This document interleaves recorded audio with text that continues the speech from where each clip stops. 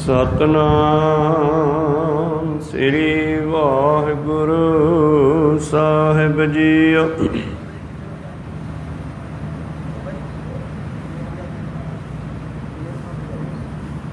ਵਾਹੋ ਵਾਹੋ ਬਾਣੀ ਨਿਰੰਕਾਰ ਹੈ,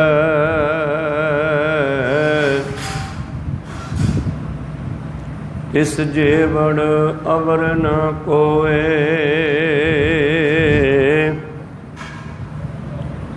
ਜਾਮਹਿ ਅੰਮ੍ਰਿਤ ਗਿਆਨ ਹੈ, ਮਾਨਕ ਭਗਤ ਬੈਰਾਗ।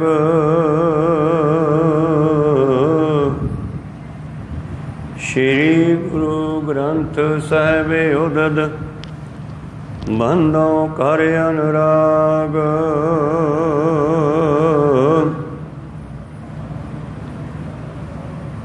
ਏਕ ਓੰਕਾਰ ਸਤਿਗੁਰੂ ਤੇ ਪ੍ਰਸਾਦ ਸਚ ਹੋਏ।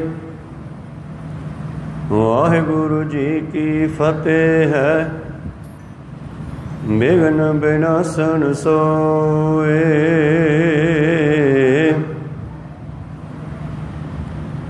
ਏਕ ਓੰਕਾਰ ਸਤਿਗੁਰੂ ਤੇ ਪ੍ਰਸਾਦ ਸਚ ਹੋਏ। ਵਾਹਿਗੁਰੂ ਜੀ ਕੀ ਫਤਿਹ ਹੈ, ਬਿਘਨ ਬਿਨਾਸਨ ਸੋਏ। ਤੁਰ ਕੀ ਬਾਣੀ ਆਈ, ਤਿਨ ਸਗਲੀ ਚਿੰਤ ਮਿਟਾਈ। ਬਾਣੀ ਗੁਰੂ ਗੁਰੂ ਹੈ ਬਾਣੀ, ਵਿੱਚ ਬਾਣੀ ਅੰਮ੍ਰਿਤ ਸਾਰੇ। ਗੁਰਬਾਣੀ ਕਹੈ ਸੇਵਕ ਜਨ ਮਾਨੈ, ਪ੍ਰਤੱਖ ਗੁਰੂ ਨਿਸਤਾਰੇ। ਵਾਹਿਗੁਰੂ ਜੀ ਕਾ ਖਾਲਸਾ, ਵਾਹਿਗੁਰੂ ਜੀ ਕੀ ਫਤਿਹ। ਜੈਸੀ ਮੈਂ ਆਵੈ ਖਸਮ ਕੀ ਬਾਣੀ, ਤੈਸੜ ਕਰੀ ਗਿਆਨ ਬੇਲਾਲੋ। ਬਾਬਾ ਫਿਰ ਮੱਕੇ ਗਿਆ, ਨੀਲ ਬਸਤਰ ਧਾਰੇ ਬਨਵਾਰੀ। ਆਸਾ ਹੱਥ ਕਿਤਾਬ ਕਛ, ਪੂਜਾ ਬਾਂਗ ਮੁਸੱਲਾ ਧਾਰੀ। ਇਹ ਅਨੇਕਾਂ ਬਚਨ ਗੁਰਬਾਣੀ ਦੇ ਵਿੱਚ ਇਹ ਇਸ਼ਾਰਾ ਕਰਦੇ ਹਨ ਕਿ ਸੰਸਾਰ ਦੇ ਵਿੱਚ ਅਗਿਆਨਤਾ ਬੜੀ ਫੈਲੀ ਹੋਈ ਸੀ। ਕੂੜ ਅਮਾਵਸ, ਝੂਠ ਦੀ ਮੱਸਿਆ ਫੈਲੀ ਹੋਈ ਸੀ। ਸੱਚ ਚੰਦਰਮਾ ਦੀਸੈ ਨਾਹੀ ਕਹਿ ਚੜ੍ਹਿਆ, ਔਰ ਸੱਚ ਦਾ ਚੰਦਰਮਾ ਅਲੋਪ ਸੀ। ਅੱਜ ਵੀ ਮੱਸਿਆ, ਵੈਸੇ ਸੰਸਾਰ ਇਸ ਸਮੱਸਿਆ ਨਾਲ ਜੁੜਿਆ ਹੋਇਆ ਹੈ, ਪਰ ਧੰਨ ਗੁਰੂ ਨਾਨਕ ਦੇਵ ਜੀ ਉਸ ਸਮੱਸਿਆ ਦੀ ਗੱਲ ਕਰਦੇ ਨੇ ਜਦੋਂ ਸੰਸਾਰ ਦੇ ਲੋਕਾਂ ਨੂੰ ਕੋਈ ਰਾਹ ਨਹੀਂ ਸੀ ਲੱਭਦਾ, ਕੋਈ ਸਹੀ ਢੰਗ ਦਾ ਗਿਆਨ ਨਹੀਂ ਸੀ ਦਿੰਦਾ। ਕੂੜ ਅਮਾਵ ਸੱਚ ਚੰਦਰਮਾ ਦੀਸੈ ਨਾਹੀ ਕਹਿ ਚੜ੍ਹਿਆ। ਹਾਂ ਭਾਲ ਬਿਕੁੰਨੀ ਹੋਈ, ਅੰਧੇਰਾ ਰਾਹ ਨਾ ਕੋਈ। ਜਦੋਂ ਅਕਾਲ ਪੁਰਖ ਨੇ ਦੇਖਿਆ ਕਿ ਸੰਸਾਰ ਦੇ ਵਿੱਚ ਧਰਮ ਦੇ ਨਾਮ 'ਤੇ ਲੁਟੇਰੇ ਬਹੁਤ ਪੈਦਾ ਹੋ ਗਏ, ਜਨਤਾ ਦਾ ਸ਼ੋਸ਼ਣ ਕਰਨ ਵਾਲੇ ਬਹੁਤ ਪੈਦਾ ਹੋ ਗਏ, ਬ੍ਰਾਹਮਣ ਨਾਵੈ ਜੀਆਂ ਘਾਏ। ਬ੍ਰਾਹਮਣ ਵੇਦਾਂ ਦੇ ਨਾਂ 'ਤੇ ਜੀਵਾਂ ਦਾ ਘਾਣ ਕਰ ਰਹੇ ਹਨ, ਜਨਤਾ ਨੂੰ ਲੁੱਟ ਰਹੇ ਹਨ। ਜਿਵੇਂ ਕੋਈ ਕਹਿ ਦਿੰਦਾ ਭੋਲੀ ਭਾਲੀ ਜਨਤਾ ਉਵੇਂ ਮਗਰ ਲੱਗ ਜਾਂਦੀ ਆ। ਕਾਜੀ ਹੋਏ ਰਿਸ਼ਵਤੀ, ਰਾਜਨੀਤੀ ਵਾਲੇ ਜੱਜ ਆਦਿ। ਮੁਸਲਮਾਨਾਂ ਵਿੱਚ ਕਾਜੀ ਹੁੰਦਾ, ਸਾਡੇ ਜੱਜ ਹੁੰਦਾ, ਮਤਲਬ ਰਾਜਨੀਤੀ। ਰਾਜਨੀਤੀ ਵਿੱਚ ਰਿਸ਼ਵਤ ਚੱਲ ਪਈ ਹੈ, छोटे अफसर तो लैके उत्तों तक रिश्वत तो बगैर कोई काम ही नहीं करते, तनख्वाहां अलग लैंदे ने। काजी होए रिश्वती वड्डी लैके हक गवाए, जिहड़े किसी वेले कहंदे सी पराया धन खाना हराम है, अज वो उसनूं बड़े तेजी नाल इकट्ठा कर रहे हैं, जिन्हों जहर समझते सी किसी वेले। काजी होए रिश्वती वड्डी लैके हक गवाए। ते तीसरा पंथ दुनिया में चलदा सी जोगियां दा, गोरखनाथ दा। जोगी जुगत न जाने अंध, तीने उजाड़े का बंध। ये तिन्ने ही दुनिया नूं उजाड़न ते लगे हुए सी। उस वेले फिर कहंदे आप नरैन कला धार, जग में परवरिओ। निरंकार आकार जोत जग मंडल करिओ। ओ निरंकार जिसने सृष्टि नूं बनाया है, वो आप दुनिया विच आया, और दुनिया विच आ करके उसने फिर जिहड़ा असीं गुरु प्यारिओ संसार दी खबर लई, और फिर ख्याल आया मैं कुछ लिखिया जावे। पातशाह दा अपना बचन है, लिखै बाझों सुरत नाही, बोल बोल गवाईऐ। जिथे जाए बहीऐ भला कहीऐ, झोल अमृत पीजै। गुणा कहोवै वासला, कढ वास लईजै। कुछ लिखिया जावे तां ते इतिहास दसदा है, आसा हथ किताब कछ। भाव सतगुरु अपने कोल कोई वही, कोई मजबूत किताब कापी लिखण वास्ते जरूर कोल रखते हैं,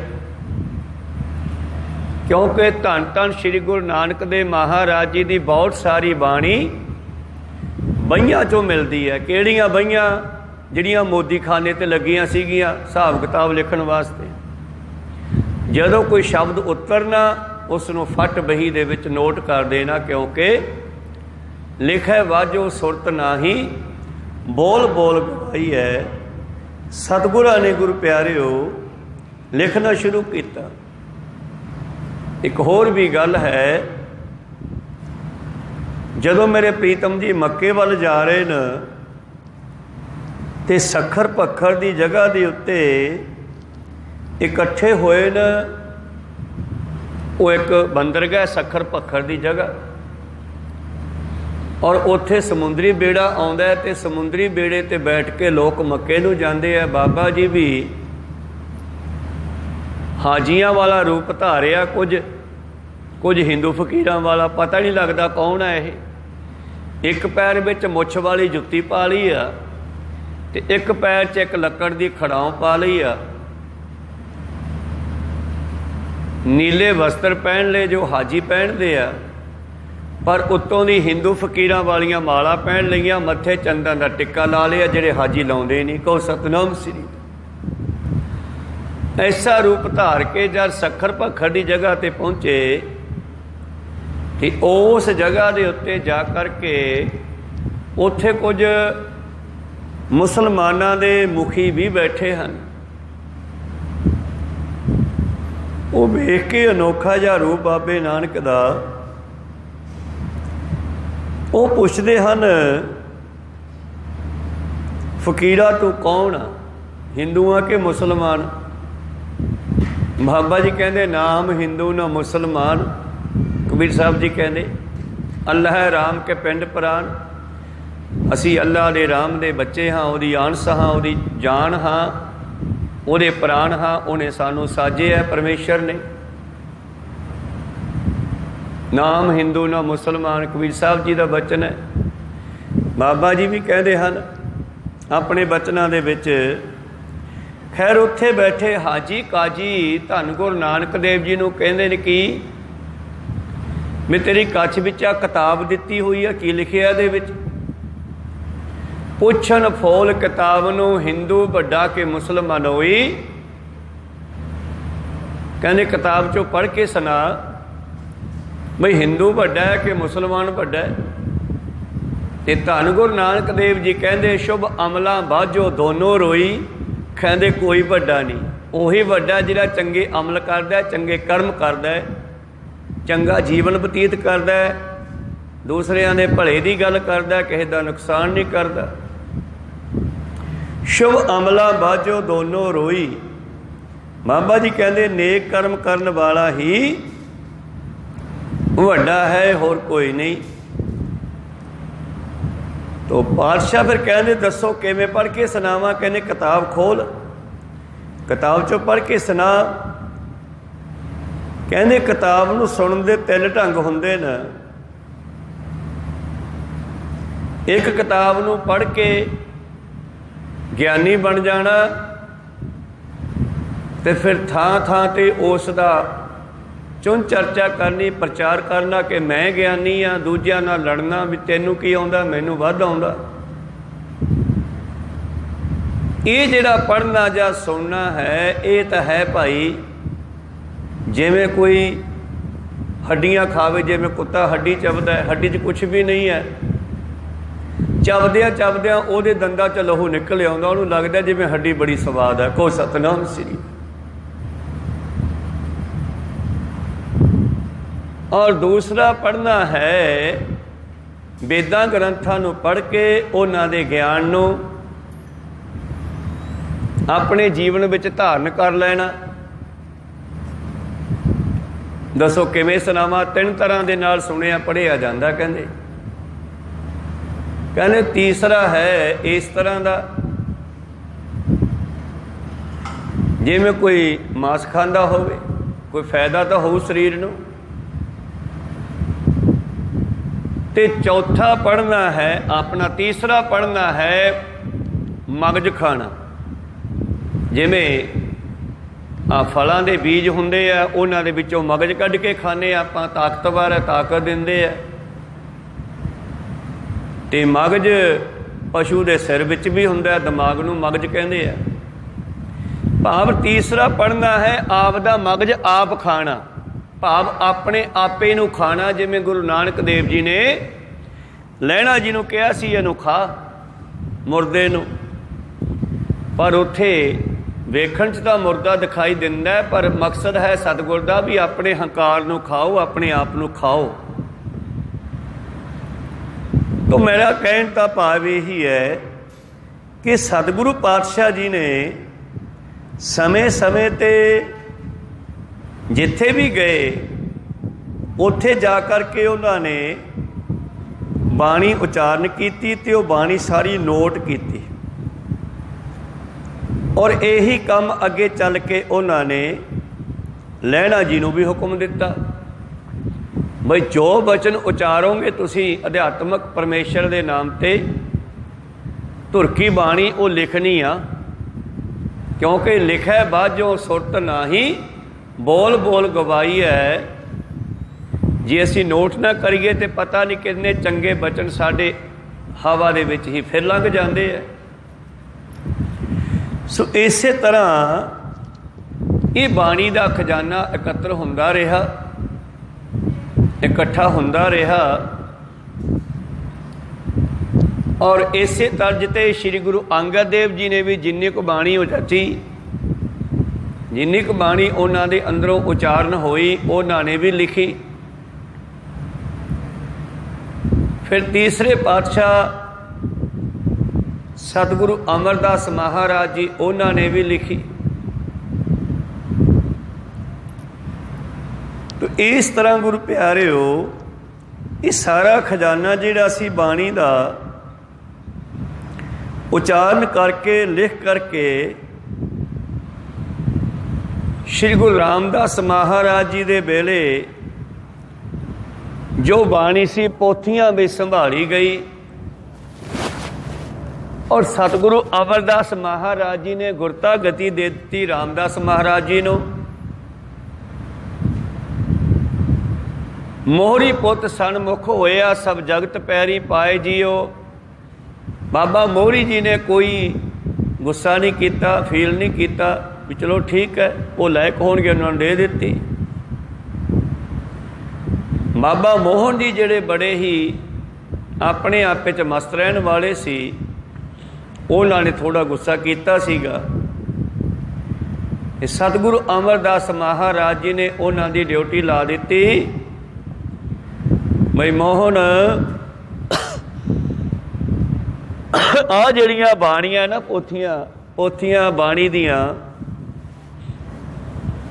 ਇਹ ਪੋਥੀਆਂ ਤੁਸੀਂ ਸੰਭਾਲ ਕੇ ਰੱਖਣੀਆਂ। ਚੁਬਾਰੇ ਵਿੱਚ ਤੁਸੀਂ ਬੈਠ ਕੇ ਭਜਨ ਕਰਦੇ ਹੋ, ਇਹਨਾਂ ਪੋਥੀਆਂ ਨੂੰ ਇੱਥੇ ਅਲਮਾਰੀ 'ਚ ਰੱਖੋ। ਔਰ ਇੱਕ ਦਿਨ ਰਾਮਦਾਸ ਜੀ ਦਾ ਪੁੱਤਰ ਗੁਰੂ ਅਰਜਨ ਦੇਵ 5ਵਾਂ ਗੁਰੂ ਜਦੋਂ ਗੱਦੀ 'ਤੇ ਬੈਠੇਗਾ ਨਾ, ਉਹ ਤੁਹਾਡੇ ਕੋਲੋਂ ਲੈਣ ਆਵੇਗਾ। ਔਰ ਇਹ ਪੋਥੀਆਂ ਉਹਨਾਂ ਤੋਂ ਬਗੈਰ ਹੋਰ ਕਿਸੇ ਨੂੰ ਨਹੀਂ ਦੇਣੀਆਂ। ਪੱਕੀ ਡਿਊਟੀ ਲਾ ਦਿੱਤੀ। ਇੱਕ ਦਿਨ ਸਮਾਂ ਆਵੇਗਾ ਜਦੋਂ ਗੁਰੂ ਅਰਜਨ ਦੇਵ ਜੀ ਮਹਾਰਾਜ 5ਵੇਂ ਗੁਰੂ ਹੋਣਗੇ ਅਤੇ ਗੁਰੂ ਰਾਮਦਾਸ ਜੀ ਦੇ ਸਪੁੱਤਰ ਛੋਟੇ ਪੁੱਤਰ, ਇਹ ਤਾਂ ਤੀਜੇ ਜਾਮੇ 'ਚ ਇਸ਼ਾਰਾ ਕਰਤਾ ਸੀਗਾ ਕਿ ਗੁਰਤਾ ਗੱਦੀ ਜਿਹੜੀ ਹੈ ਇਹ ਅਰਜਨ ਦੇਵ ਜੀ ਕੋਲ ਜਾਵੇਗੀ। ਭਾਵੇਂ ਕਿ ਬਹੁਤ ਜ਼ੋਰ ਲਾਇਆ ਪ੍ਰਿਥੀ ਚੰਦ ਨੇ, ਮਹਾਦੇਵ ਸਾਧੂ ਬਿਰਤੀ ਦਾ ਬੰਦਾ ਸੀ, ਉਹਨੇ ਕੋਈ ਖਿਆਲ ਨਹੀਂ ਕੀਤਾ। ਪ੍ਰਿਥੀ ਚੰਦ ਨੇ ਜ਼ੋਰ ਲਾਇਆ, ਪਰ ਬਚਪਨ ਵਿੱਚ ਕਹਿੰਦੇ ਆ ਜਦੋਂ ਧੰਨ ਧੰਨ ਸ਼੍ਰੀ ਗੁਰੂ ਅਰਜਨ ਦੇਵ ਜੀ ਮਹਾਰਾਜ ਇੱਕ ਦਿਨ ਵਿਹੜੇ ਵਿੱਚ ਰੁੜਦੇ ਖੇਡਦੇ ਹੋਏ ਪਿਤਾ ਜੀ ਦੇ ਪਲੰਗੇ ਦੀ ਬਾਹੀ ਫੜ ਕੇ ਖੜੇ ਹੋ ਗਏ। ਪਹਿਲਾਂ ਪਾਵਾ ਫੜਿਆ, ਪਾਵਾ ਫੜ ਕੇ ਬਾਹੀ ਫੜ ਲਈ, ਬਾਹੀ ਫੜ ਕੇ ਖੜੇ ਹੋ ਗਏ। ਖੜੇ ਹੋ ਕੇ ਇੱਕ ਪੈਰ ਚੱਕ ਕੇ ਉੱਪਰ ਚੜ੍ਹਨ ਲੱਗੇ। ਹੁਣ ਸਰੀਰ ਨੂੰ ਧੂੜ ਮਿੱਟੀ ਲੱਗੀ ਸੀ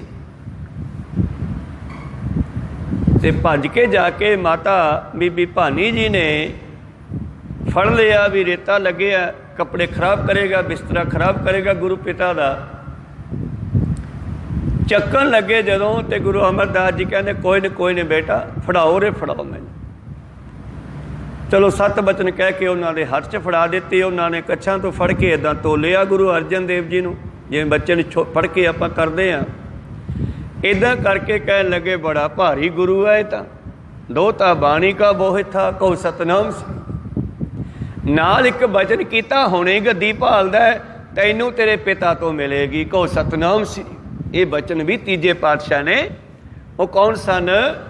ਸਤਿਗੁਰੂ ਅਰਜਨ ਦੇਵ ਜੀ ਬਚਪਨ ਦੇ ਵਿੱਚ ਜਦੋਂ ਰੁੜੇ ਫਿਰਦੇ ਸੀ ਵਿਹੜੇ 'ਚ, ਹਲੇ ਬਹੁਤ ਛੋਟੇ ਸੀ।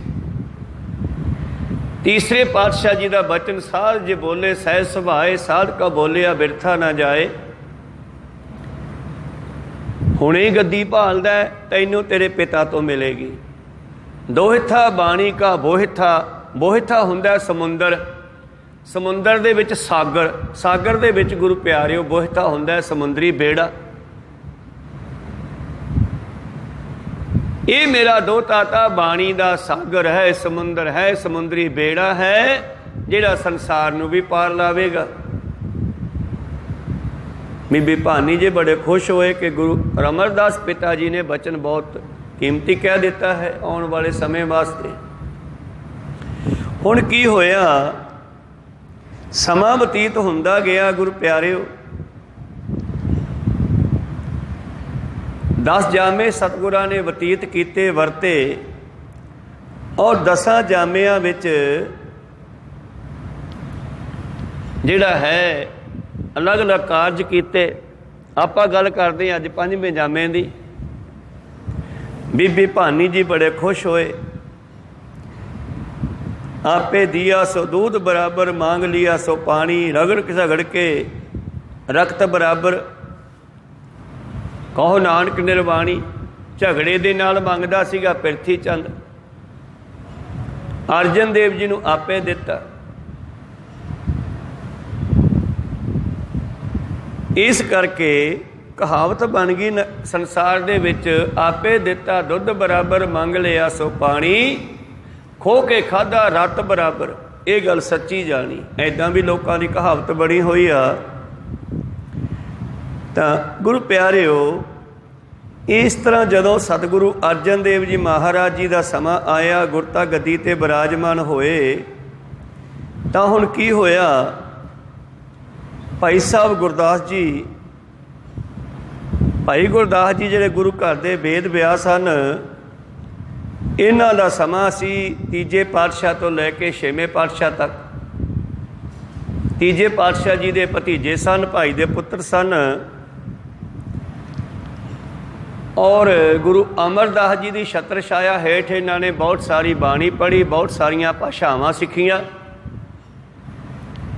बस यों कह दिओ कि गुरु घर दे ब्यास, वेद व्यास ऋषि हैं वड्डे मानो, इन्हों वर प्राप्त है, बख्शा हैं इन्हों। फिर की होया, सतगुरु अर्जन देव जी के समय में जब पिरथी चंद नूं गद्दी ना मिली, पिरथी चंद दे पुत्र मेहरबान हो गया सी। सतगुरु अर्जन देव जी दे उस तो बाद पुत्र होया साहिबजादे बाबा श्री गुरु हरगोबिंद साहिब जी महाराज। पिरथी चंद ने बड़ा जोर लाया गद्दी लैण वास्ते। जिस विषय ते सतगुरु अर्जन देव जी ने एक बचन उचारिया, काहे पूत झगड़त हो संग बाप, गुरु रामदास जी ने लड़ाई की भी मेरा हक बनता। काहे पूत झगड़त हो संग बाप, जिनके जने वडीरे तुम हो तिन स्यो झगड़त पाप। चंगा नहीं है उन्हां नाल लड़ना। तां पिरथी चंद अखीर इसे झगड़े दे विच ही गुरु प्यारिओ मर गया, खत्म हो गया। पर मरण तो पहला अपने पुत्र मेहरबान नूं कहंदा, पुत्र तू गद्दी जरूर प्राप्त करनी है। हुण जिहड़ा मेहरबान सी, इसने भी गद्दी प्राप्त करने वास्ते तैयारियां शुरू कीतियां। जिवें सतगुरु पातशाह बाणी रचदे सी, हुण रीस करनी शुरू की। पर एक परमेश्वर की बख्शिश है तो एक रीस, दोनों च बहुत फर्क आ। जदों इन्हें रीस के नाल शब्द लिखने शुरू किए और उन्हां शब्दों विच अखीर ते इन्हें नानक मोहर ला देनी, ते बड़े ही अलर्ट गुरु घर दे वेद व्यास भाई साहब भाई गुरदास जी, उन्होंने पता लगे। पहला पिरथी चंद बारे संगतां दसिया कि गुरु गुरु अर्जन देव है, पिरथी चंद नहीं है। पहला पिरथी चंद नगर अमृतसर साहब दे विच रह के ही संगतां नूं प्रेर के अपने मसंदा राही अपने वल खिच लैंदा, माया ला लैंदा। लंगर शक्ल रामदास लंगर विच भेज दिंदा। ਹੁਣ ਉੱਥੇ ਤਾਂ ਫਿਰ जिन्नी कमाया आनी ਉਹੀ जी बननी सी ना। तो गुरदास जी ਨੂੰ पता लग्या तो उन्होंने एक दिन मेन रस्ता जो शहर का बाहरों संगतां आउंदियां जिधरों, उस रस्ते ते किसी दरख्त हेठां एक चादर विछा के चिट्टी ते उत्ते चौर साहब रख के ना मोड़ के खंभां दा बह गए। बाहरों एक जथा आया संगतां दा इकट्ठा होके। उन्हें पूछया, भाई साहब इत्थे किवें चादर विछाई है तुसीं अज? वो कह लगे, जी तुहानू गाइड करने वास्ते। की कारण है? कारण यह है कि तुसी कित्थे चले हो? गुरु कोले। ते गुरु कौन है? जी अगे जाके पता लगेगा। फिर यही दसन वास्ते मैं बैठा कि गुरु श्री गुरु अर्जन देव जी हैं। तुहानू बहुत सारे मसल घेरनगे कि पिरथी चंद वड्डा पुत्र है, उहदे कोले ताकत है सारी। पर गुरु रामदास जी ने अपने जिउंदे जी हुंदा सतगुर टिकिया अपने हजूरी दे अंदर अर्जन देव जी नूं गद्दी दित्ती है। वह गुरता गद्दी दे मालक है। मैं तुहानू गुरु नाल मिलाउण वास्ते बैठा। तुसी जो गुरु की कार भेटा है, मेरे नाल चल के गुरु अर्जन देव जी के अगे नमस्कार करो। को सतनाम श्री। फिर उस जथे नूं लै करके भाई गुरदास जी सतगुरु अर्जन देव महाराज जी कोल आए। संगतां ने जो भेटा लियांदी सी नमस्कार की, मत्था टेकिया।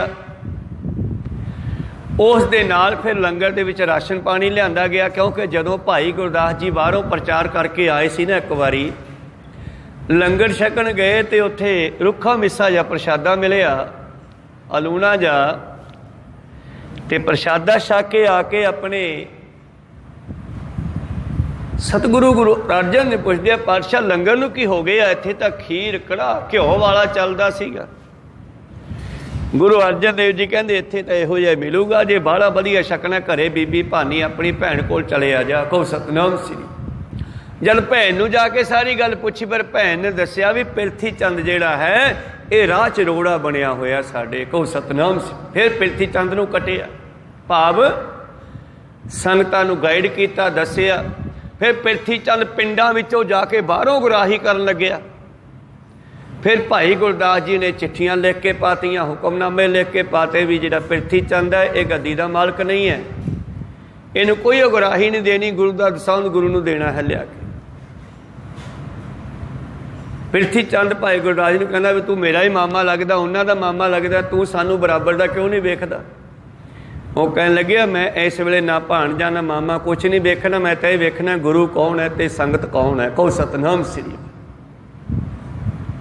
खैर मेहरबान ने की कीता, मेहरबान ने शब्द लिखने और थल्ले नानक पा देना हेठले पासे, जिवें सारी बाणी विच नानक नाम की मोहर वरती है 10 ही गुरुआं ने। सब ते वड्डा सतगुर नानक जिन कल राखी मेरी, आप नरैन कला धार जग मैं परवरियो, निरंकार आकार जोत जग मंडल करियो। मेहरबान पुत्र पिरथी अदा, तिन पी बाणी बहुत बनाई, भोग श्री नानक का पाई। तो मेहरबान जिहड़ा सीगा ये बाणी लिखण लग्या ते बाणी लिखदा होया थल्ले गुरु प्यारिओ इसने जिहड़ा है नानक जी की मोहर ला देनी, नानक शब्द पा देना बिच। भाई गुरदास जी जिन्हां ते बड़ी किरपा है, तीजे पातशाह तो लैके गुरुआं दी दिव्य दृष्टि नाल सोचिया, लंबी सोच नाल सोचिया भी आउण वाले समय में जद गुरु साहब शरीर करके नहीं होणगे, केवल बाणी होवेगी, तां संगतां नूं भुलेखा पै जावेगा सच्ची किहड़ी है कच्ची किहड़ी है। अज बड़ी कोशिश की जा रही है, बड़े डेरे बनाए जा रहे हैं जिन्हां नूं सरकारां दीयां सपोर्टां भी है, क्योंकि उन्हां नूं माया मिल जाती है, उन्हां नूं वोटां मिल जांदियां, कोई सतनाम दोनों का काम चली जाता है। इस करके बहुत कोशिश पंजाब दे लगभग पंजाब दे लोकां नूं इन्ने हिस्सिਆਂ ਵਿੱਚ ਵੰਡ ਦਿੱਤਾ है।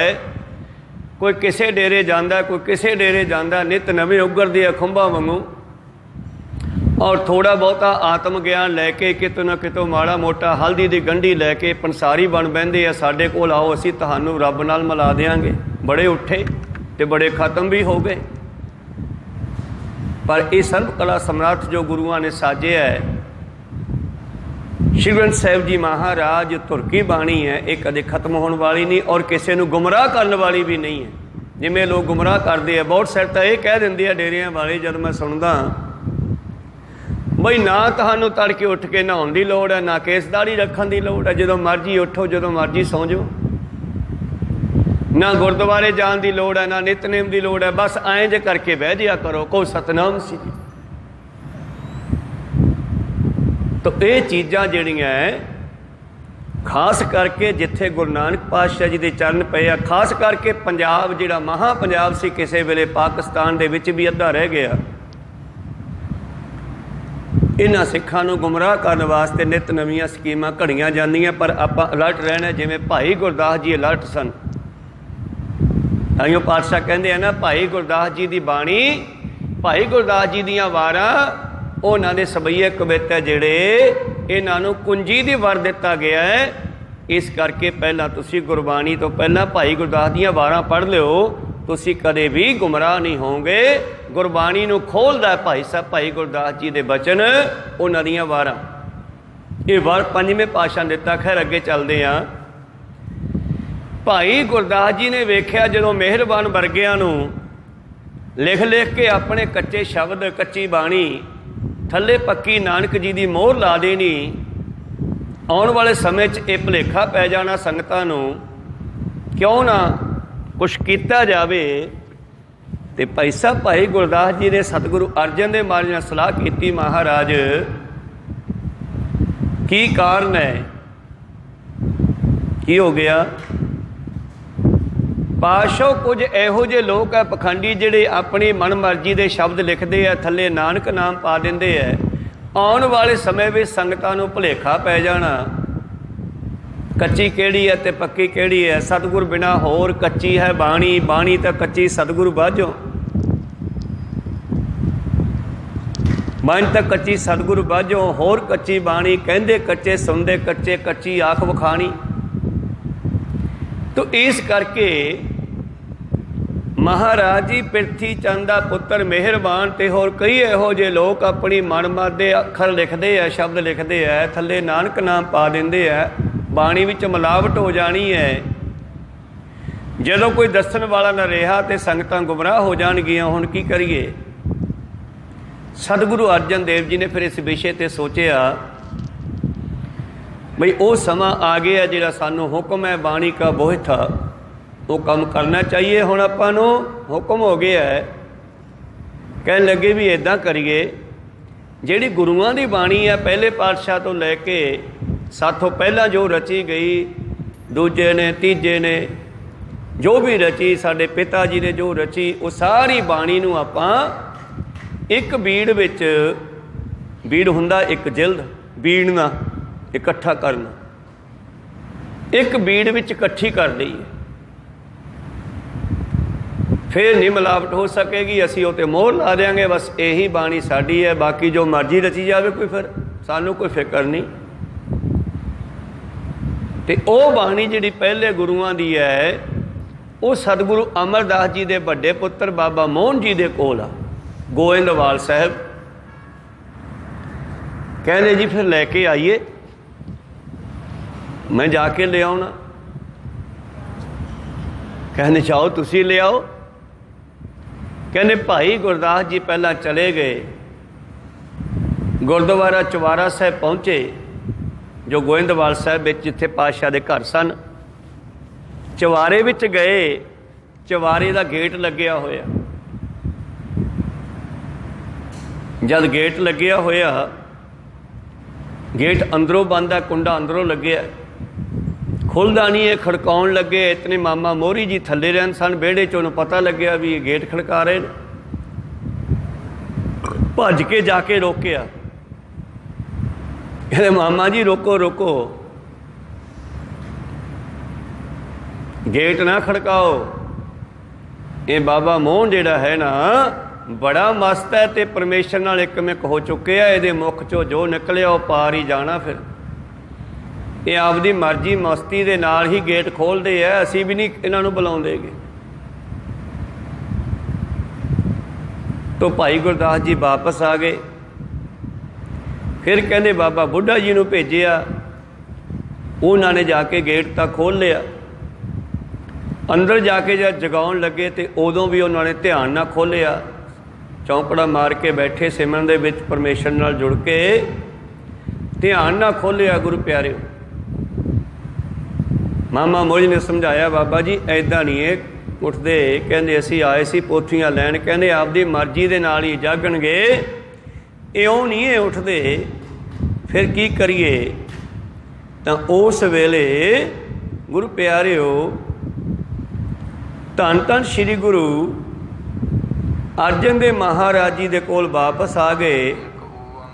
ਔਰ ਆ ਕਰਕੇ ਫਿਰ ਬੇਨਤੀ ਕਰਦੇ ਆ ਕਿ ਮਹਾਰਾਜ ਜੀ ਮੋਹਨ ਜੀ ਤਾਂ ਸਮਾਧੀ ਵਿੱਚ ਬੈਠੇ ਹਨ ਔਰ ਉਹ ਉੱਠਦੇ ਨਹੀਂ। ਤੇ ਮੋਹਰੀ ਜੀ ਕਹਿੰਦੇ ਕਿ ਇਹਨਾਂ ਨੂੰ ਇੱਦਾਂ ਨਾ ਉਠਾਓ, ਇਹ ਇੱਦਾਂ ਨਹੀਂ ਉੱਠਦੇ। ਤੇ ਸਤਿਗੁਰੂ ਪਾਤਸ਼ਾਹ ਜੀ ਕਹਿੰਦੇ ਲੱਗਦਾ ਫਿਰ ਹੁਣ ਆਪਾਂ ਨੂੰ ਜਾਣਾ ਪੈਣਾ। ਉਸ ਵੇਲੇ ਧੰਨ ਧੰਨ ਸ਼੍ਰੀ ਗੁਰੂ ਅਰਜਨ ਦੇਵ ਜੀ ਮਹਾਰਾਜ ਫਿਰ ਗਏ। ਉਸ ਤੋਂ ਪਹਿਲਾਂ ਸ੍ਰੀ ਹਰਿਮੰਦਰ ਸਾਹਿਬ ਦੀ ਰਚਨਾ ਹੋ ਗਈ ਸਾਰੀ, ਕਿਉਂਕਿ ਆਪਾਂ ਅੱਜ ਖਾਸ ਵਿਸ਼ੇ 'ਤੇ ਗੱਲ ਕਰ ਰਹੇ ਹਾਂ। ਸ਼੍ਰੀ ਗੁਰੂ ਗ੍ਰੰਥ ਸਾਹਿਬ ਜੀ ਦਾ ਪਹਿਲਾ ਪ੍ਰਕਾਸ਼ ਜੋ 4 ਭਾਦੋਂ ਨੂੰ ਹੋਇਆ, ਤਾਂ ਸਾਰੀ ਤਿਆਰੀ ਹੋ ਚੁੱਕੀ ਸੀ। ਹੁਣ ਉਹਦੇ ਵਿੱਚ ਬਾਣੀ ਗੁਰੂ ਨੇ ਪ੍ਰਕਾਸ਼ ਕਰਨਾ ਸੀ। ਉਹ ਸਮਾਂ ਆ ਗਿਆ। ਸਤਿਗੁਰੂ ਅਰਜਨ ਦੇਵ ਮਹਾਰਾਜ ਜੀ ਨੂੰ ਪਤਾ ਕਿ ਸਾਨੂੰ ਉਹ ਪੋਥੀਆਂ ਕਿਵੇਂ ਮਿਲਣਗੀਆਂ। ਗੁਰੂ ਅਮਰਦਾਸ ਜੀ ਕਹਿ ਗਏ ਸੀ ਕਿ ਇਹ ਪੋਥੀਆਂ ਕੇਵਲ ਤੇ ਕੇਵਲ ਰਾਮਦਾਸ ਜੀ ਦੇ ਪੁੱਤਰ ਗੁਰੂ ਅਰਜਨ ਨੂੰ ਦੇਣੀਆਂ ਜਦੋਂ 5ਵੇਂ ਜਾਮੇ 'ਚ ਗੁਰੂ ਬਣਨਗੇ, ਪਹੁੰਚ ਗਏ। ਔਰ ਸਤਿਗੁਰਾਂ ਨੇ ਜਾ ਕਰਕੇ ਗੁਰੂ ਪਿਆਰਿਓ ਜਿਹੜਾ ਹੈ ਉਹਨਾਂ ਦਾ ਗੇਟ ਨਹੀਂ ਖੜਕਾਇਆ। ਕੀ ਕੀਤਾ ਫਿਰ? ਸਤਿਗੁਰਾਂ ਦੇ ਕੋਲ ਉਸ ਸਮੇਂ ਦਾ ਸਾਜ਼ ਤੰਬੂਰਾ, ਉਹਨੂੰ ਤਾਨਪੁਰਾ ਵੀ ਕਹਿ ਦਿੰਦੇ ਆ, ਮੋਢੇ 'ਤੇ ਲਾਇਆ ਹੋਇਆ। ਇੱਕ ਤਾਰ ਵਾਲਾ ਵੀ ਹੁੰਦਾ, 2 ਤਾਰਾਂ ਵਾਲਾ ਵੀ ਹੁੰਦਾ ਹੈ। ਇਹ ਤੰਬੂਰਾ ਲੈ ਕਰਕੇ ਸੰਗਤ ਨੂੰ ਲੈ ਜਾ ਕਰਕੇ ਜਿੱਥੇ ਚਵਾਰੇ ਦੀ ਬਾਹਰਲੇ ਪਾਸੇ ਨੂੰ ਬਾਰੀ ਖੁੱਲ੍ਹਦੀ ਸੀ ਨਾ ਗਲੀ ਦੇ ਵਿੱਚ, ਉੱਥੇ ਗਲੀ ਦੇ ਵਿੱਚ ਹੀ ਆਸਣ ਲਾ ਲਏ। ਕੋਈ ਦਰੀ ਵਗੈਰਾ ਸੰਗਤਾਂ ਨੇ ਵਿਛਾ ਦਿੱਤੀ।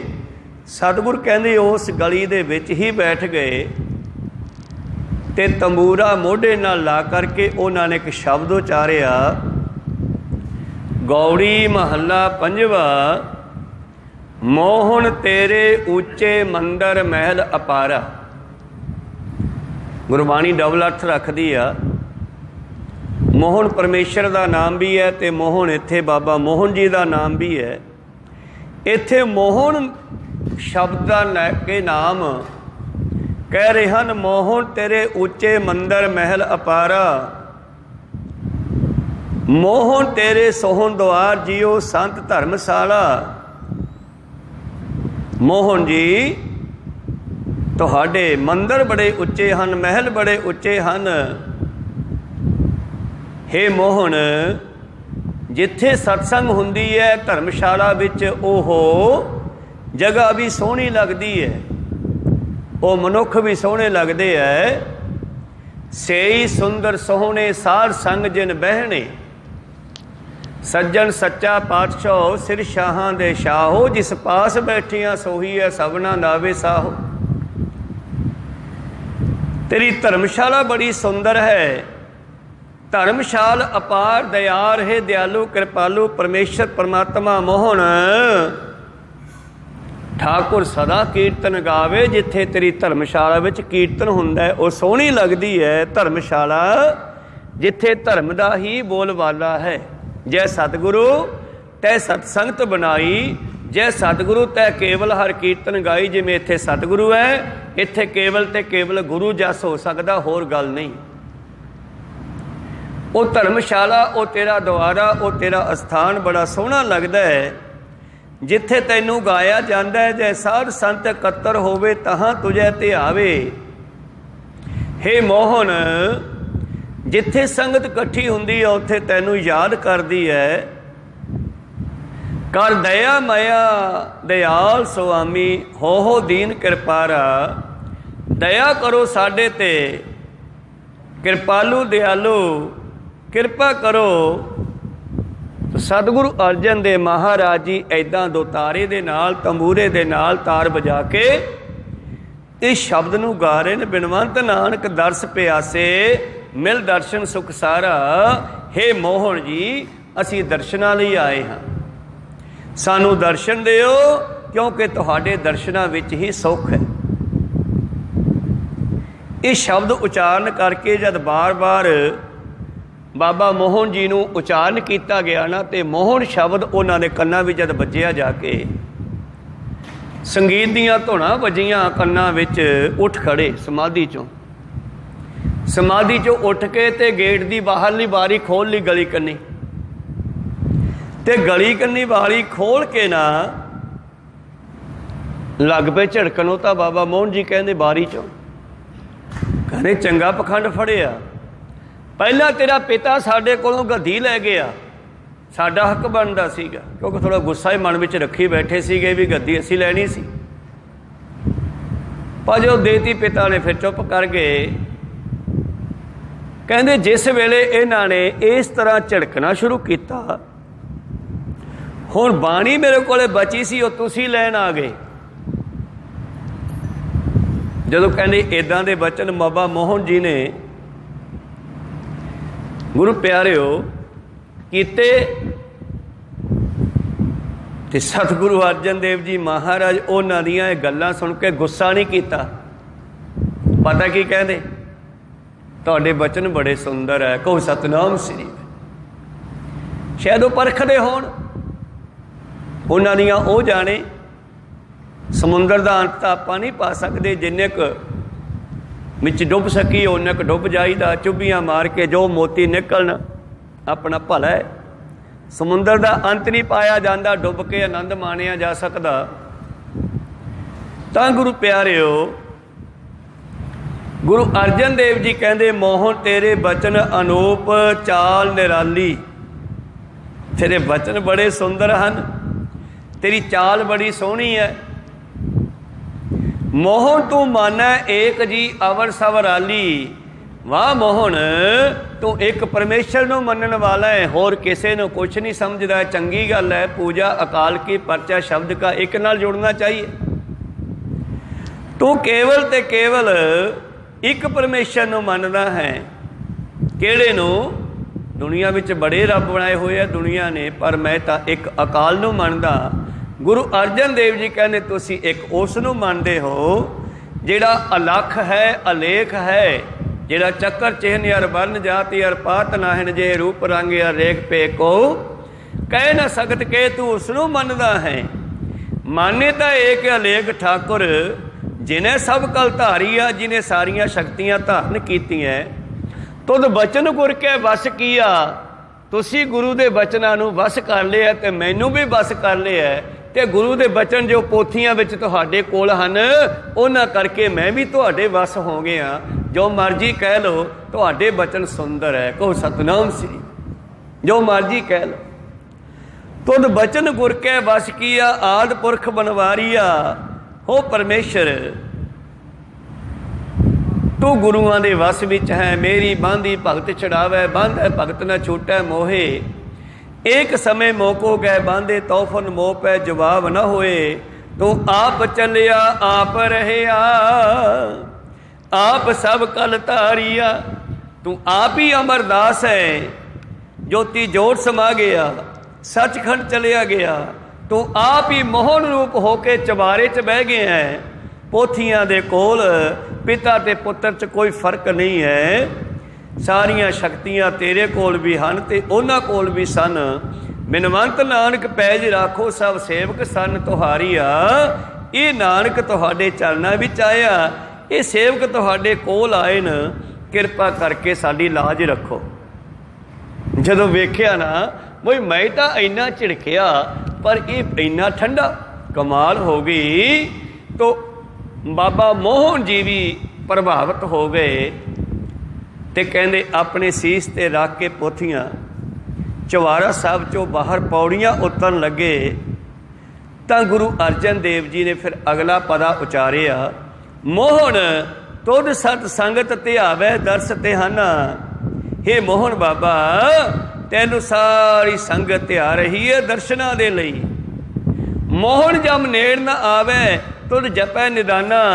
ਜੇ ਕੋਈ ਵੀ ਤੁਹਾਨੂੰ ਜਪ ਲਵੇ, ਇਹ ਹੱਲ ਹੈ ਕਿ ਜਮਦੂਤ ਉਹਦੇ ਨੇੜੇ ਨਹੀਂ ਆਉਣਗੇ। ਮੋਹਨ ਪਰਮੇਸ਼ਰ ਦਾ ਸੰਬੰਧਿਤ ਵੀ ਸ਼ਬਦ ਹੈ। ਇੱਥੇ ਗੁਰੂ ਅਰਜਨ ਦੇਵ ਜੀ ਮੋਹਨ ਨਾਮ ਲੈ ਕੇ ਬਾਬਾ ਮੋਹਨ ਜੀ ਨੂੰ ਬੇਨਤੀ ਕਰ ਰਹੇ ਹਨ ਕਿ ਜਿਹੜੇ ਤੈਨੂੰ ਸਿਮਰਨਗੇ ਉਹ ਵੀ ਜਮਾਂ ਦੇ ਕੋਲ ਨਹੀਂ ਜਾਣਗੇ। ਜਮਦੂਤ ਤਿਨ ਕੋ ਲੱਗੈ ਨਾਹੀ, ਜੋ ਏਕ ਮਨ ਧਿਆਵੇ। ਜਿਹੜਾ ਇੱਕ ਮਨ ਇੱਕ ਚਿੱਤ ਹੋ ਕੇ ਤੈਨੂੰ ਸਿਮਰੇਗਾ, ਉਹਨਾਂ ਦੇ ਨੇੜੇ ਕੋਈ ਦੁੱਖ ਨਹੀਂ ਆਉਣਗੇ। ਮਨ ਬਚ ਕਰਮ ਜੇ ਤੁਧ ਅਰਾਧੇ। ਜਿਹੜੇ ਮਨ ਕਰਕੇ, ਜੀਭਾ ਕਰਕੇ, ਬਚਨਾ ਕਰਕੇ ਤੈਨੂੰ ਸਿਮਰਨਗੇ, ਸੇ ਸਭੇ ਫਲ ਪਾਵੇ। ਮਲਮੂਤ ਮੂੜ ਜੇ ਮੁਗਧ ਹੋਤੇ ਉਹ ਮੂਰਖ ਲੋਕ। ਵਿਕਾਰਾਂ ਵਿੱਚ ਭਿੱਜੇ ਹੋਏ ਜੇ ਉਹ ਵੀ ਤੇਰੇ ਦਰਸ਼ਨ ਕਰ ਲੈਣ, ਜਿਨ੍ਹਾਂ ਨੂੰ ਕੋਈ ਗਿਆਨ ਨਹੀਂ ਹੈ, ਉਹ ਵੀ ਤੇਰੇ ਦਰਸ਼ਨ ਕਰ ਲੈਣਗੇ, ਤਾਂ ਦੇਖ ਦਰਸ ਸੁਗਿਆਨਾ, ਉਹਨਾਂ ਨੂੰ ਵੀ ਗਿਆਨ ਹੋ ਜਾਵੇਗਾ। ਬਿਨਵੰਤ ਨਾਨਕ ਰਾਜ ਨੇਚਲ ਪੂਰਨ ਪੁਰਖ ਭਗਵਾਨਾ। ਇੱਥੇ ਪਰਮੇਸ਼ਰ ਨੂੰ ਸੰਬੋਧਨ ਕਰਦੇ ਹੈ ਕਿ ਤੇਰਾ ਰਾਜ ਸਦਾ ਹੀ ਨੇਚਲ ਹੈ, ਤੂੰ ਪੂਰਨ ਪੁਰਖ ਹੈ। ਇਹੋ ਜਦੋਂ ਤੀਜੀ ਪੀੜ੍ਹੀ ਪੂਰੀ ਕਰ ਦਿੱਤੀ ਪੌੜੀ, ਤਾਂ ਆ ਕੇ ਸਤਿਗੁਰੂ ਅਰਜਨ ਦੇਵ ਜੀ ਦੇ ਪੈਰੀ ਪੈ ਗਏ ਬਾਬਾ ਮੋਹਨ ਜੀ। ਕਹਿੰਦੇ ਆ ਨਾ ਸਤਿਗੁਰੂ ਬਾਣੀ 'ਚ, ਜੇ ਕੋਈ ਨਿਵੈ ਨਾਹੀ ਤਾਂ ਸਤਿਗੁਰੂ ਆਣ ਨਿਵਾਇਆ। ਉਸ ਦਿਨ ਬਾਬਾ ਮੋਹਨ ਜੀ ਨੇ ਮੱਥਾ ਨਹੀਂ ਸੀ ਟੇਕਿਆ ਸਤਿਗੁਰੂ ਰਾਮਦਾਸ ਜੀ ਨੂੰ, ਬਾਕੀ ਸਭ ਨੇ ਟੇਕਤਾ ਸੀਗਾ, ਤੇ ਉਹ ਦਿਨ ਇਹ ਝੁਕੇ ਨਹੀਂ, ਤੇ ਅੱਜ ਫਿਰ ਉਹਨਾਂ ਨੂੰ ਆ ਕੇ ਝੁਕਣਾ ਪਿਆ। ਪੰਜਵੇਂ ਪਾਤਸ਼ਾਹ ਜੀ ਦੇ ਪੈਰੀਂ ਆ ਕੇ ਪਏ।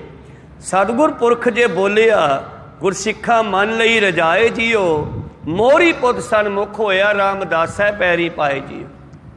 ਗੁਰੂ ਅਮਰਦਾਸ ਜੀ ਨੇ ਗੁਰਤਾ ਗੱਦੀ ਤੇ ਬਿਰਾਜਮਾਨ ਕਰਕੇ ਚੌਥੇ ਪਾਤਸ਼ਾਹ ਜੀ ਨੂੰ ਹੁਕਮ ਦਿੱਤਾ, ਸੰਗਤ ਨੂੰ ਅੱਜ ਤੋਂ ਬਾਅਦ ਇਹ ਮੇਰੇ ਸਰੂਪ ਹਨ, ਇਹਨਾਂ ਦੇ ਪੈਰੀ ਪੈਣਾ, ਇਹਨਾਂ ਦੀ ਗੱਲ ਸੁਣਨੀ ਆ, ਇਹ ਮੇਰਾ ਹੀ ਰੂਪ ਸਮਝੋ।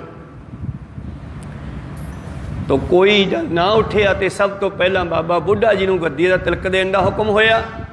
ਫਿਰ ਆਪਣੇ ਪੁੱਤਰ ਮੋਹਨ ਨੂੰ ਕਿਹਾ, ਉਹ ਥੋੜਾ ਗੁੱਸਾ ਕਰ ਗਏ ਵੀ ਗੱਦੀ ਸਾਡੀ ਸੀ। ਫਿਰ ਮੋਹਰੀ ਨੂੰ ਕਿਹਾ ਤੇ ਮੋਹਰੀ ਨੇ ਆ ਕੇ ਮੱਥਾ ਟੇਕ ਦਿੱਤਾ। ਫਿਰ ਸਾਰੀ ਸੰਗਤ ਨੇ ਮੱਥਾ ਟੇਕਿਆ। ਤਾਂ ਇਸ ਤਰ੍ਹਾਂ ਗੁਰੂ ਪਿਆਰਿਓ, ਅੱਜ ਉਹ ਸਮਾਂ ਜਿਹੜਾ ਉਹਦੇ ਹੱਥੋਂ ਖੁੰਝ ਗਿਆ ਬਾਬੇ ਮੋਹਨ ਤੋਂ, ਅੱਜ ਉਹਨਾਂ ਨੂੰ ਮਿਲਿਆ ਪੰਜਵੇਂ ਪਾਤਸ਼ਾਹ ਵੇਲੇ। ਮੋਹਨ ਤੂੰ ਸੁਫਲ ਫਲਿਆ, ਕਹਿੰਦੇ ਅੱਜ ਤੋਂ ਵੀ ਸਫਲਾ ਹੋ ਗਏ ਹੈ। ਸਣ ਪਰਿਵਾਰੇ, ਆਪਣੇ ਪਰਿਵਾਰ ਸਮੇਤ, ਮੋਹਨ ਪੁੱਤਰ ਮੀਤ ਭਾਈ, ਕੁਟੰਬ ਸਭ ਤਾਰੇ, ਤੇਰਾ ਸਾਰਾ ਪਰਿਵਾਰ ਤਰ ਜਾਵੇਗਾ। ਸਾਰਿਆਂ ਨੂੰ ਸੰਭਾਲ ਕੇ ਤੂੰ ਬਾਣੀ ਦਾ ਖਜ਼ਾਨਾ ਵੀ ਸੰਭਾਲ ਕੇ ਰੱਖਿਆ ਸਾਡੇ ਵਾਸਤੇ। ਤਾਰਿਆ ਜਹਾਨ ਲਹਿਆ ਵਿਮਾਨ, ਜਿਨ੍ਹਾਂ ਦਰਸ਼ਨ ਪਾਇਆ, ਜਿਨ੍ਹਾਂ ਨੇ ਤੇਰੇ ਦਰਸ਼ਨ ਕੀਤੇ, ਤੈਨੂੰ ਮਿਲਣਾ ਕੀਤਾ, ਉਹਨਾਂ ਦਾ ਵੀ ਜਿਹੜਾ ਹੈ ਹੰਕਾਰ ਦੂਰ ਹੋ ਜਾਵੇਗਾ। ਹੁਣ ਜਿਨੀ ਤੁਧ ਨੂੰ ਧਨ ਕਹਿਆ, ਤਿੰਨ ਜਮ ਨੇੜ ਨਾ ਆਇਆ, ਬੇਅੰਤ ਗੁਣ ਤੇਰੇ ਕਥੇ ਨਾ ਜਾਹੇ, ਸਤਿਗੁਰ ਪੁਰਖ ਮੁਰਾਰੇ। ਹੈ ਮੋਹਨ ਪਰਮੇਸ਼ਰ, ਹੈ ਮੋਹਨ ਤੇਰੇ ਗੁਣ ਸਾਰੇ ਕੌਣ ਗਾ ਸਕਦਾ ਹੈ। ਬਿਨਵੰਤ ਨਾਨਕ ਟੇਕ ਰਾਖੀ, ਜਿਤ ਲਗ ਤਰਿਆ ਸੰਸਾਰੇ। ਇਉਂ ਗੁਰੂ ਪਿਆਰਿਓ, ਜਦੋਂ ਪਤਾ ਲੱਗਿਆ ਕਿ ਬਾਬਾ ਮੋਹਨ ਜੀ ਨੋਰਮਲ ਹੋ ਗਏ, ਗੁੱਸਾ ਛੱਡ ਦਿੱਤਾ ਹੈ, ਕਹਿੰਦੇ ਜੀ ਆ ਪੋਥੀਆਂ ਲੈ ਜਾਓ। ਮੈਨੂੰ ਹੁਕਮ ਸੀਗਾ ਗੁਰੂ ਪਿਤਾ ਦਾ ਕਿ ਅਰਜਨ ਦੇਵ ਤੋਂ ਬਗੈਰ ਕਿਸੇ ਨੂੰ ਦੇਣੀਆਂ ਨਹੀਂ, ਇਸ ਕਰਕੇ ਨਾ ਮੈਂ ਭਾਈ ਗੁਰਦਾਸ ਨੂੰ ਦੇ ਸਕਿਆ, ਨਾ ਬਾਬਾ ਬੁੱਢਾ ਨੂੰ ਦੇ ਸਕਿਆ। ਮੈਨੂੰ ਮਾਫੀ ਬਖਸ਼ੋ, ਮੈਂ ਉਸ ਦਿਨ ਮਾਫੀ ਨਹੀਂ ਮੰਗ ਸਕਿਆ। ਅੱਜ ਮੈਂ ਤੁਹਾਡੇ ਪੈਰੀ ਪੈਣਾ। ਫਿਰ ਇੱਕ ਪਾਲਕੀ ਤਿਆਰ ਕੀਤੀ ਗਈ। ਉਸ ਪਾਲਕੀ ਨੂੰ 4 ਸਿੱਖਾਂ ਨੇ ਚੱਕਿਆ ਮੋਢਿਆਂ ਤੇ, ਔਰ ਸਤਿਗੁਰੂ ਅਰਜਨ ਦੇਵ ਜੀ ਨੰਗੇ ਪੈਰੀ ਚੌਰ ਸਾਹਿਬ ਕਰਦੇ ਹੋਏ ਗੋਇੰਦਵਾਲ ਸਾਹਿਬ ਤੋਂ ਚੱਲ ਕੇ ਸ੍ਰੀ ਅੰਮ੍ਰਿਤਸਰ ਸਾਹਿਬ ਲਿਆ ਕੇ ਪੋਥੀ ਸਾਹਿਬ ਬਿਰਾਜਮਾਨ ਕੀਤੇ। ਕਿੱਥੇ? ਜਿੱਥੇ ਬੀਬੀ ਰਜਨੀ ਦੇ ਪੌਣੇ ਦੇ ਨਾਲ ਲੱਗਮਾ ਥੜ ਹੈ, ਨਿਸ਼ਾਨੀ ਬਣਾਇਆ ਹੋਇਆ, ਉਹ ਥੜੇ ਦੇ ਉੱਤੇ ਲਿਆ ਕੇ ਬਿਰਾਜਮਾਨ ਕੀਤੀਆਂ ਪੋਥੀਆਂ। ਔਰ ਸਾਰੀ ਰਾਤ ਸਿੱਖ ਸੰਗਤਾਂ ਨੇ ਉੱਥੇ ਪਹਿਰਾ ਵੀ ਦਿੱਤਾ ਤੇ ਬੈਠ ਕੇ ਕੀਰਤਨ ਕੀਤਾ। ਤੜਕੇ ਸਤਿਗੁਰੂ ਅਰਜਨ ਦੇਵ ਜੀ ਤਿਆਰ ਪਰ ਤਿਆਰ ਹੋ ਕੇ ਫੇਰ ਆਏ। ਉਹਨਾਂ ਪੋਥੀਆਂ ਵਿੱਚ ਇੱਕ ਪੋਥੀ ਪ੍ਰਕਾਸ਼ ਕਰਕੇ ਮੰਜੀ ਸਾਹਿਬ ਤੇ ਦਰਸ਼ਨ ਕੀਤੇ। ਦਰਸ਼ਨ ਕਰਨ ਤੋਂ ਬਾਅਦ ਗੁਰੂ ਅਰਜਨ ਦੇਵ ਜੀ ਦੇ ਮੁਖ ਚੋਂ ਬਚਨ ਨਿਕਲਿਆ, ਪਿਓ ਦਾਦੇ ਕਾ ਖੋਲ ਡਿਠਾ ਖਜ਼ਾਨਾ, ਤਾਂ ਮੇਰਾ ਮਨ ਭਇਆ ਨਿਧਾਨਾ। ਰਤਨ ਲਾਲ ਜਾ ਕਾ ਕਛੂ ਨਾ ਮੋਲ, ਭਰੇ ਭੰਡਾਰ ਅਖੁੱਟ ਤੋਲ, ਖਾਵੇ ਖਰਚਾ ਰਲ ਮਿਲ ਭਾਈ, ਟੋਟ ਨਾ ਆਵੇ ਵੱਧ ਦੋ ਜਾਈ, ਕਹੋ ਨਾਨਕ ਜਿਸ ਮਸਤਕ ਲੇਖ ਲਿਖਾਏ, ਸੋ ਏਤ ਖਜ਼ਾਨੇ ਲਿਆ ਰਲਾਏ। ਖੈਰ ਪੋਥੀ ਸਾਹਿਬ ਇੱਥੇ ਆ ਗਏ, ਸ੍ਰੀ ਅੰਮ੍ਰਿਤਸਰ ਸਾਹਿਬ। ਇਸ ਦਾ ਪਹਿਲਾ ਨਾਮ ਸੀ ਚੱਕ ਰਾਮਦਾਸਪੁਰ। ਅੰਮ੍ਰਿਤ ਪ੍ਰਗਟ ਹੋ ਗਿਆ ਤੇ ਫਿਰ ਇਸ ਦਾ ਨਾਮ ਅੰਮ੍ਰਿਤਸਰ ਪੈ ਗਿਆ। ਤੋ ਖੈਰ ਉਸ ਤੋਂ ਬਾਅਦ ਫਿਰ ਸਾਰੀ ਬਿਉਂਤਬੰਦੀ ਹੋਈ ਵੀ ਹੁਣ ਆਪਾਂ ਬਾਣੀ ਇਕੱਤਰ ਕਰਨੀ ਆ, ਕਿੱਥੇ ਲਿਖੀ ਜਾਵੇ। ਸਾਰੇ ਪਾਸੇ ਜੰਗਲ ਸੀਗਾ, ਹਰਿਮੰਦਰ ਸਾਹਿਬ ਦੇ ਆਸੇ ਪਾਸੇ ਬੜਾ ਹਰਿਆਲੀ ਸੁੰਦਰ। ਲੱਭਦਿਆਂ ਲੱਭਦਿਆਂ ਇੱਕ ਥਾਂ ਤੇ ਇੱਕ ਛੋਟੀ ਜਿਹੀ ਛਪੜੀ ਲੱਭੀ। ਸਤਿਗੁਰੂ ਅਰਜਨ ਦੇਵ ਜੀ ਉੱਥੇ ਪਹੁੰਚੇ। ਕਹਿੰਦੇ ਇੱਥੋਂ ਸ਼ਾਹੀ ਦਾ ਇੰਤਜ਼ਾਮ ਹੋ ਜਾਵੇਗਾ, ਐਂ ਕਰੋ ਗੁਰਦਾਸ ਜੀ, ਇਹ ਛਪੜੀ ਨੂੰ ਸਾਫ਼ ਕਰਾਓ। ਉਹ ਛਪੜੀ ਸਾਫ਼ ਕਰਵਾਈ ਗਈ। ਉਸ ਦਾ ਨਾਮ ਹੈ ਗੁਰੂ ਪਿਆਰਿਓ ਰਾਮਸਰ ਸਰੋਵਰ। ਪਹਿਲਾ ਨਾਮ ਉਹਦਾ ਸੀ ਰਾਮ ਤਲਾਈ। ਤੋ ਖੈਰ ਉਹ ਛਪੜੀ ਨੂੰ ਸਾਫ਼ ਕੀਤਾ ਗਿਆ, ਉਹਦੇ ਵਿੱਚ ਪਾਣੀ ਨਵਾਂ ਭਰਿਆ ਗਿਆ। ਔਰ ਉਸ ਤੋਂ ਬਾਅਦ ਉਹਦੇ ਕੋਲ ਹੀ ਤੰਬੂ ਲਗਾ ਕਰਕੇ ਸਤਿਗੁਰੂ ਅਰਜਨ ਦੇਵ ਜੀ ਨੇ ਬਾਬਾ ਬੁੱਢਾ ਜੀ ਦੀ ਡਿਊਟੀ ਹਰਿਮੰਦਰ ਸਾਹਿਬ 'ਚ ਲਾਈ ਵੀ ਤੁਸੀਂ ਇੱਥੇ ਬੈਠੋ, ਜਿਹੜੀ ਸੰਗਤ ਇੱਥੇ ਆਵੇ ਉਹਨਾਂ ਨੂੰ ਇੱਥੇ ਹੀ ਰੋਕੋ, ਪ੍ਰੀਤਮ ਦੀਆਂ ਵਿਚਾਰਾਂ ਸੁਣਾਓ, ਤੇ ਸਾਡੇ ਵੱਲ ਤੰਬੂ 'ਚ ਕੋਈ ਨਾ ਆਵੇ। ਤੇ ਉਸ ਤੰਬੂ ਦੇ ਵਿੱਚ ਸਤਿਗੁਰੂ ਅਰਜਨ ਦੇਵ ਮਹਾਰਾਜ ਜੀ ਭਾਈ ਗੁਰਦਾਸ ਜੀ ਨੂੰ ਲਿਖਾਰੀ ਲਾ ਕੇ ਨਾਲ ਸਾਰੀ ਤਿਆਰੀ ਕਰਕੇ ਉੱਥੇ ਬੈਠ ਕੇ ਲਿਖਾਉਣਾ ਸ਼ੁਰੂ ਕੀਤਾ। जिस नूं गुरु प्यारिओ संपूर्ण किया है, उस वेले जिहड़ी बीड़ सतगुरु अर्जन देव महाराज जी ने तैयार की, जब संपूर्ण हो गई, उसकी जल्दबंदी हो गई, तैयार हो गई बिल्कुल, ਉਹਦੇ ਵਿੱਚ ਭਗਤਾਂ ਦੀ ਬਾਣੀ भी पाई गई, ਭੱਟਾਂ ਦੀ ਬਾਣੀ भी पाई गई। भगत ਜਿਹੜੇ ਸਨ ਜਦੋਂ ਇਹਨਾਂ ਨੇ ਆਪਣੀ ਬਾਣੀ ਲਿਖਵਾਈ, ਭਾਈ ਗੁਰਦਾਸ ਜੀ ਨੂੰ ਸ਼ੰਕਾ ਹੋਇਆ ਜੀ ਆਹ ਬਾਣੀ ਤਾਂ ਪੋਥੀਆਂ 'ਚ ਨਹੀਂ, ਇਹ ਕਿੱਥੋਂ ਆਈ? ਪਾਤਸ਼ਾਹ ਕਹਿੰਦੇ ਭਗਤ ਆਉਂਦੇ ਆ ਸਾਡੇ ਕੋਲੇ ਭਾਈ, ਉਹ ਕਹਿੰਦੇ ਸਾਡੀ ਬਾਣੀ ਵੀ ਲਿਖ ਲਓ ਜੀ। ਤਾਂ ਉਹਨਾਂ ਦੀ ਬਾਣੀ ਵੀ ਅਕਾਲ ਨੂੰ ਸਿਮਰਦੀ ਹੈ। ਕਬੀਰ ਸਾਹਿਬ ਜੀ ਦਾ ਬਚਨ ਹੈ, ਨਾ ਮੈਂ ਹਿੰਦੂ ਨਾ ਮੁਸਲਮਾਨ, ਅੱਲਾਹ ਰਾਮ ਕੇ ਪਿੰਡ ਪ੍ਰਾਣ। ਜਿਹੜੀ ਬਾਣੀ ਗੁਰੂ ਨਾਨਕ ਦੀ ਬਾਣੀ ਦੀ ਘਸੋਟੀ 'ਤੇ ਪੂਰੀ ਉਤਰਦੀ ਆ, ਆਪਾਂ ਉਹ ਵੀ ਨਾਲ ਨਾਲ ਲਿਖ ਲੈਂਦੇ ਆ। ਇਹ ਪੁਰਾਤਨ ਭਗਤ ਹੋਏ ਆ। ਕਹਿੰਦੇ ਸਾਨੂੰ ਦਰਸ਼ਨ ਕਰਾਓ। ਕਹਿੰਦੇ ਭਗਤ ਜੀ ਨੂੰ ਇੱਕ ਦਿਨ ਦਰਸ਼ਨ ਵੀ ਕਰਾਏ ਭਾਈ ਗੁਰਦਾਸ ਜੀ ਨੂੰ, ਥੋੜ੍ਹਾ ਸਮੇਂ ਤੋਂ ਸੁਨੇਹਾ ਸੱਦ ਕੇ ਬੁਲਾ ਕਰਕੇ। ਅੰਮ੍ਰਿਤ ਵੇਲੇ ਸਾਰੀ ਬਾਣੀ ਲਿਖੀ ਗਈ ਤੇ ਭੱਟ ਆ ਗਏ ਘੁੰਮਦੇ ਘੁਮਾਉਂਦੇ। ਇਹ ਭੱਟ ਕਹਿੰਦੇ ਗਵਈਏ ਸਨ ਜਾਂ ਬ੍ਰਾਹਮਣ ਸਨ, ਇਹਨਾਂ ਨੂੰ ਕਿਤੇ ਗੁਰੂ ਨਹੀਂ ਸੀ ਮਿਲਿਆ। ਇਹ 11 ਜਣੇ ਸਨ, ਇਹਨਾਂ ਨੂੰ ਕਿਤੇ ਪੂਰਾ ਗੁਰੂ ਨਾ ਮਿਲਿਆ। ਇਹਨਾਂ ਨੂੰ ਦੱਸ ਪਈ ਤੇ ਚੱਲਦੇ ਚੱਲਦੇ ਸਤਿਗੁਰੂ ਅਰਜਨ ਦੇਵ ਜੀ ਕੋਲ ਆ ਗਏ।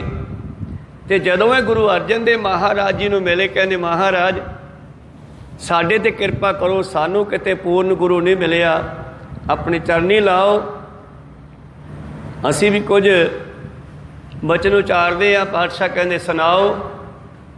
ਪਰਮੇਸ਼ਰ ਦੇ ਚਰਨੀ ਲੱਗੋ, ਪਰ ਸ਼ਰਤ ਹੈ ਕਿ ਪਰਮੇਸ਼ਰ ਦੀ ਸਿਫਤ ਕਰੋ। ਕਹਿੰਦੇ ਪਰਮੇਸ਼ਰ ਸਿਫਤ ਸਾਨੂੰ ਕਰਨੀ ਨਹੀਂ ਆਉਂਦੀ ਮਹਾਰਾਜ।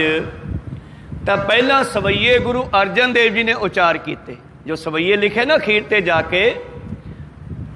ਪਹਿਲੇ ਬਾਬੇ ਨਾਨਕ ਜੀ ਦੇ ਸਵਈਏ ਕੁਝ ਲਿਖੇ, ਫਿਰ ਦੂਜੇ ਤੀਜੇ ਦੇ, ਫਿਰ ਪੰਜਵੇਂ ਪਾਤਸ਼ਾਹ ਜੀ ਨੇ ਆਪਣੇ ਸਵਈਏ ਲਿਖੇ।